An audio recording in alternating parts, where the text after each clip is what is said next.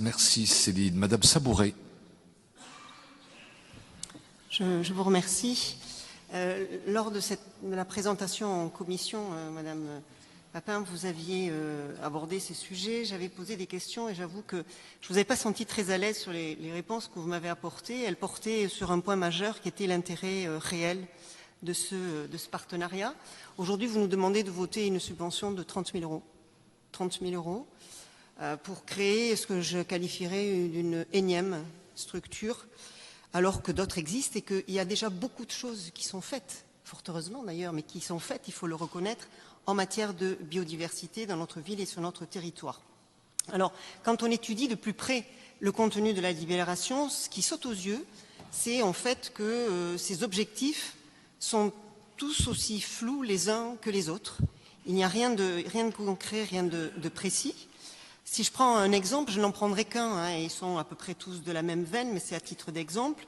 J'en cite un et c'est le premier. C'est renforcer l'action climatique des collectivités locales, des entreprises, de la société civile, en fournissant un espace de mise en réseau, en encourageant la priorisation et le développement de propositions communes, en contribuant ainsi à la réalisation de l'accord de Paris. Des outils sont cités, ils sont de manière exhaustive cités, l'organisation de sommets importants, je ne sais pas ce que ça veut dire, l'animation de coalitions thématiques, ça non plus, et la publication annuelle d'un rapport sur l'action climatique locale. Je ne crois pas que ce soit ce dont on manque le plus. Moi, ma question, c'est concrètement, et j'insiste beaucoup sur l'aspect concret, qu'est-ce qu'il apporte ce partenariat et quelle est sa valeur ajoutée mesurable? Pour moi, ce qui est important dans les actions que nous menions, c'est qu'elles soient concrètes et qu'on puisse les mesurer. Or, il n'y a rien de précisé dans cette délibération. Je voudrais aussi préciser, quand même, rappeler, pour ceux qui l'ont peut-être oublié, qu'il y a déjà de nombreuses actions qui existent. Je ne dis pas qu'elles sont, je dirais, exhaustives, mais néanmoins, il y a beaucoup qui existent. Et depuis de nombreuses années, notre ville d'ailleurs est engagée depuis plus de 15 ans dans des travaux sur la biodiversité. Elles sont portées par les collectivités de notre territoire, que ce soit au niveau de la métropole, que ce soit au niveau de la ville également.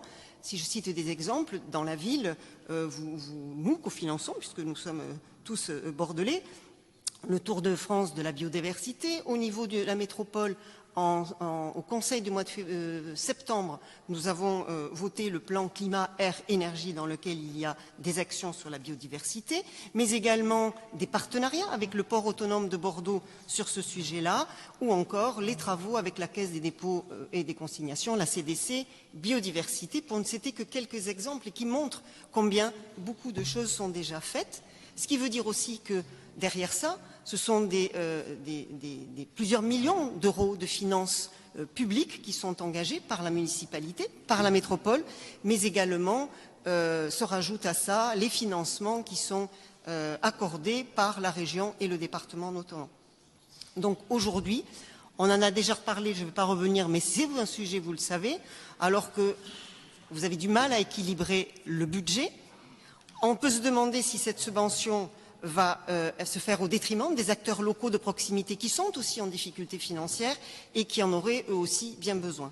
Donc, plutôt que de renforcer l'action auprès de ces structures locales de proximité qui sont en difficulté, vous ne demandez rien de mieux que de gaspiller 30 000 euros de plus pour la création, je répète, d'une énième structure dans un domaine où beaucoup est fait. Donc, pour l'ensemble de ces raisons, à l'exception d'un d'entre nous qui s'abstiendra, notre groupe votera contre. Très bien, je vous remercie Madame Sabouret. Madame Eckert a la parole.